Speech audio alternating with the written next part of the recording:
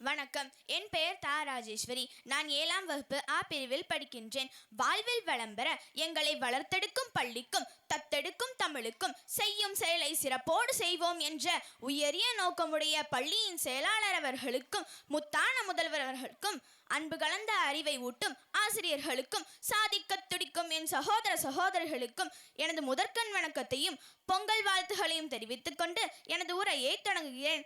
பண்டிகைகள் பல இருந்தாலும் தமிழனுக்காக ஒரு பண்டிகை, இயற்கையை தெய்வமாக்கும் தைப்பொங்கல் பண்டிகை, உழவரின் உழைப்பை போற்றும் பண்டிகை, தலைமுறை மாறினாலும் மாறாத பண்டிகையான பொங்கல் பண்டிகை பற்றி பேசுவதில் பெருமகிழ்ச்சி கொள்கிறேன். உழுதுண்டு வாழ்வாரே வாழ்வார் என வள்ளுவரும் உழவுக்கும் தொழிலுக்கும் வந்தனை செய்வோம் என பாரதியும் பாடியபடி உழவு மற்றும் உழவர்களின் பெருமையை உணர்த்தும் திருநாளே பொங்கல் திருநாளாகும்.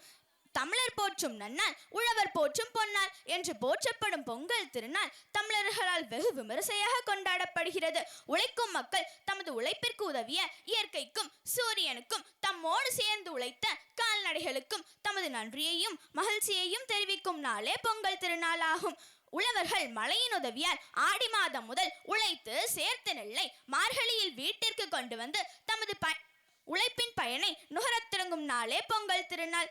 இந்த திருநாள் அன்று அனைவரது வீட்டிலும் அந்த அறுவடையில் கிடைத்த புது அரிசியை சர்க்கரை, பால், நெய் கலந்து புதுப்பானையிலிட்டு பொங்கல் செய்து சூரியனுக்கும் மாட்டுக்கும் படைத்து உண்டு மகிழும் விழாவே பொங்கல் விழாவாகும். பொங்கல் திருநாள் 4 நாட்கள் மிகவும் சிறப்பாக கொண்டாடப்படுகிறது.